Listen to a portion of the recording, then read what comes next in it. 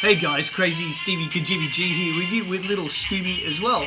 Today, with no fears, limits or substitutes, we're going to review The Living Daylights, Timothy Dalton's first James Bond film, 1987, with a budget of 30 to 35 million, and it made at the box office over 190 million. So it was around $20 million more successful, or a bit more, than A View to a Kill was.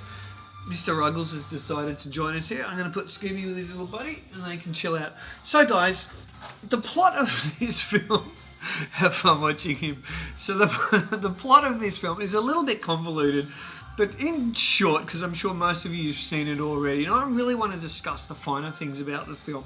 So the plot is Smirt Spiona is apparently set up by Pushkin, who's the new head of the KGB. That's not really the case. So James Bond, he's off to investigate why Pushkin has initiated Smirt Spiona, which means death to spies, but the real case is Georgy Koskov, a former Russian KGB agent, and American arms dealer Brad Whitaker, played by Joe Don Baker, have set the British up. And they're doing this because they want the British Secret Service to go and kill General Pushkin, who's interfering with the arms deals that Whitaker is making, and also opium that is being sold, the money that, the profit that Koskov is making off that is also being used for further arms and for the Russians to fight the Afghanis. So it's quite complicated, it's a little bit mixed up, but it's also really fascinating. And what works so well about this plot and this film is, we know from the get-go, we know that Smirt Spiona's happening, but we don't know who's really done it. We don't know who the good guy is, who's the bad guy. You know, we can look at Koskov and think, okay, Bond's helped him defect, but is he really good? Is he bad? So we learn, and I think the great films have this. As an audience member, we learn what's happening with the film characters, and I think that's where the finest James Bond films, you know, come into play, where those plots open up almost like, you know, babushka dolls, just little bit by bit, and you learn what's going on. So that's the general plot of the film. So let's have a look at the cast. Okay, so Timothy Dalton. Wow. Okay. When I was a little kid and I was reading Ian Fleming, you know, I classify little kid, I was 13, and I was reading Ian Fleming James Bond books, and I was actually trying to read them in order of the films instead of order of the novels. And when I was reading Live and Let Die, that was just, wow, that was like, that's Timothy Dalton from The Living Daylights. That's Dalton. So, and Timothy Dalton was also, which I'm going to talk about more tomorrow in my License to Kill review, Timothy Dalton's License to Kill was the first Bond film I saw at the cinema. Up until then, I'd seen The Living Daylights on VHS and all the other Bond films, so Dalton was my Bond. And when I put that towards what Ian Fleming created, wow. So guys, the film starts, the opening pre-title sequence starts in Gibraltar, and the cinematography here is absolutely fantastic. You see the three agents jumping out of the, I believe it was the Hercules plane, and M's office is in there, and played by Robert Brown, and he basically says to the double O's, you know, go and make me proud, and they've got to infiltrate this radar installations base. So they jump out, they parachute. One is 004 and the other, I believe from memory, correct me if I'm wrong here guys in the comments, from memory I think it was 002. 002 kind of looks like Roger Moore, bit of a Roger Moore resemblance there, and 004 has definitely got a George Lazenby look there as well. No Sean Connery, but hey. So we don't see Timothy Dalton at first, and we see two agents, one's taken out of the game and the other one's killed. And then as Agent 004 falls to his death, the camera pushes in on Dalton, Dalton turns around, and it is a beautiful way to introduce a new James Bond. And you can see from the get-go, Timothy Dalton means business. He went back, he read all the novels. Albert R. Cubby Broccoli was trying to get Dalton, was looking at Dalton for years to do this role. Just one thing I want to say here is a lot of people think that Timothy Dalton replaced Pierce Brosnan. Okay, yes, he did. But what a lot of people don't quite realise, and Charles Helfenstein goes into this in his great book, The Making of the Living Daylights, but Timothy Dalton was always Cubby Broccoli's first choice to be James Bond.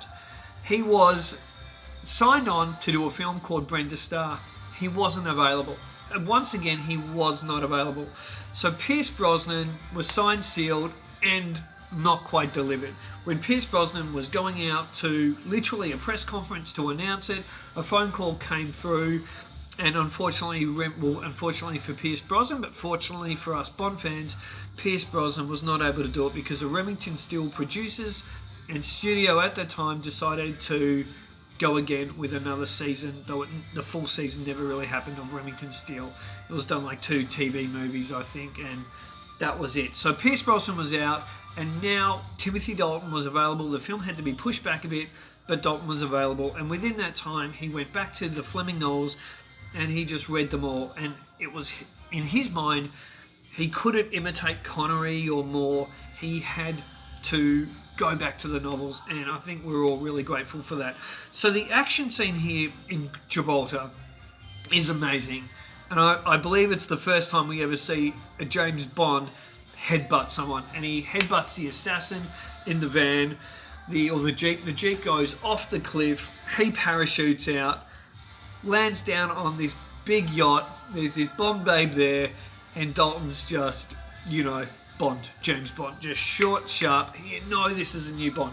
Then we've got The Living Daylights by Aha, which you can hear in the background there, and their theme song. I like it. It's actually one of my favourite James Bond theme songs. There's something really melodic and haunting about it. Now, an interesting fact for you guys is John Barry hated Aha. He hated them. He actually called them Hitler Youth. And he really called them Hitler Youth. So he didn't get on well with them at all. And they were very, that James Bond film, blah, blah, blah. But they've used the song ever since, travelling all around the world, and they still perform today. In fact, they are coming to Melbourne, Australia, where I live, really, really soon. So I am contemplating to go and see them, and hopefully try and meet them and get some autographs or an interview or something. So stay tuned for that. That would be really cool. So Cara Mallovi is the Bond girl in this film, and I just think she lacks, for me personally, she lacks sexiness. There's something, a lot of people either really like her and think she's very wholesome and whatnot, but there's something about her. Marianne Diabo plays Cara Mallovi, and I don't know, I've just found her really plain. I think she does suit the story and what they're going for, and I think the kind of hot, sexy Bond chick at the start of the film, that Bond would have, had a couple of hours fun there with her, but then after that we're going to kind of a plain Jane. So she's never really excited me as a Bond girl, but there is some good chemistry between them. James Bond goes and discovers who she is after he shoots at her, purposely missing, just after the pre-title sequence of the film. He then goes to Bratislava to find out who she is. Basically, Georgi Koskov has set her up, made her look like an assassin because he doesn't care if she's killed. He's not very nice to her. And Bond and her end up teaming up after she realises Bond later on is a British agent. So yeah, their chemistry is really good. Now they get involved in an incredible action scene with the great Aston Martin V8 Vantage, which has been brought back in the new Bond 25 film, which I'm not sure why they're bringing it back. It looks interesting. To me, it will always be Timothy Dalton's car. But the action scenes on the ice is incredible, really fantastic. It's got like a jet propulsion unit that boosts it up over and escaping from the Russian agents that are chasing them. Or the army that's chasing them, and it's really, really exciting.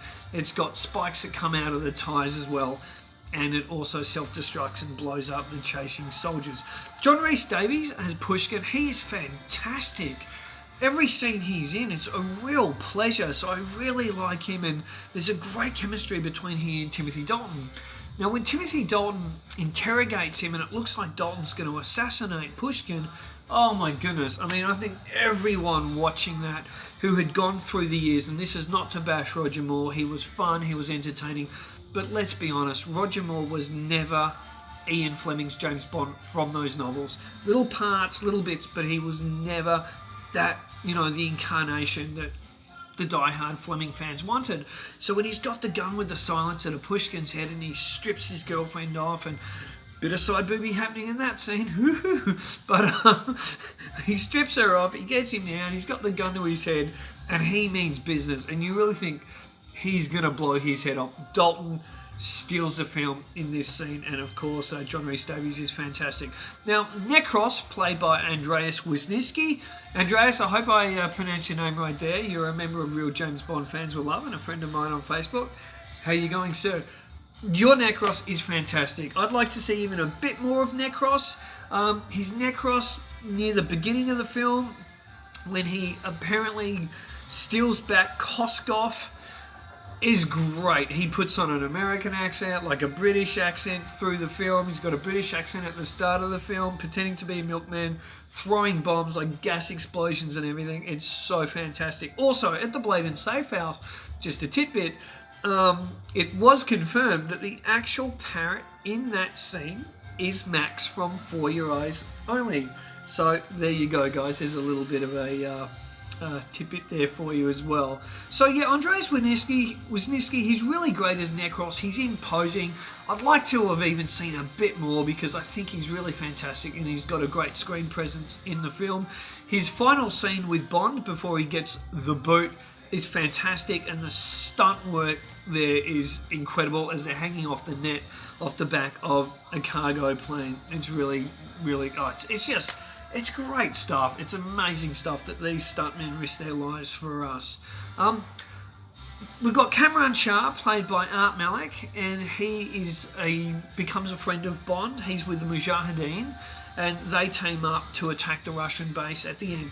I think the pace of the film slows down a little bit. To me, just a bit too much in Afghanistan. And I know a Bond film can't be boom, boom, boom the whole way through. But there's just stages, and especially with the big wide camera angle shots, which a lot are very beautiful, just bogs the film slightly. And that's nitpicking. Now, we're going to get to Brad Whitaker. A lot of people bash this film saying that the villains aren't that bad. You've got to remember, this is not a Roger Moore film anymore. They're not twirling their moustaches and coming up with space plots and whatnot. So the characters and the villains here had to be more grounded. Having said that, I would have loved to have seen like one really vicious scene with Brad Whitaker. I would have loved to have seen, because Joe Don Baker's got the chops to do it, a scene where, for example, I've written this in my head over years, that someone has not paid up the money owed, and Whitaker has had them brought in and literally like tortured them, almost like a Casino Royale ball slapping scene or something. Just a scene where this guy is a badass, because when he's approached by Pushkin and he's like, oh, but I've already made the orders, he comes across like a bit of a pussy there. So I think that kind of dialogue was a bit of a mistake, or at least after that, they should have shown something that was a bit more vicious. Georgy Koskov, yes, he's very charming and he comes along, a bit too lovable, but also he's got a sly, malicious side to him as well that's proven by the fact that the way he just hands over Kara so easily. So overall, this is a great story. It is a great spy film, and it's touched off by John Barry's final score for a James Bond film from 1962, where he rejigged the James Bond theme, and we all know he did a lot of work there, even though Monty Norman was credited for the score. But officially from 63, from Russia Love, on and off, the amount of films he did was incredible, and his work was amazing. But sadly, this was John Barry's last score, and it is incredible. It's one of the best James Bond scores in my opinion, up there with, I believe, The Living Daylights, Moonraker, You Only Live Twice, and On Her Majesty's Secret Service. Those scores are incredible as well, and there's some good honourable mentions there, but I'll do a video on the scores coming up very soon. So it is a wonderful film. Bond is back, Fleming's Bond is back, and this is just a touch-up for what's coming next in 1989's License to Kill. I give The Living Daylights 4.5 4.85 stars. I'm taking away quarter of a star. I'm going to give it 4.85 stars, and there's a reason for that, which I'll get to tomorrow when I review License to Kill. Guys, if you like this and you enjoy it, please hit the like. See the thumbs button there? Just give it a little thumbs up. That helps the channel, helps promote the channel. If you haven't subscribed yet, please subscribe. And guys, until tomorrow, from Scooby and I, God bless and keep on bonding. See ya!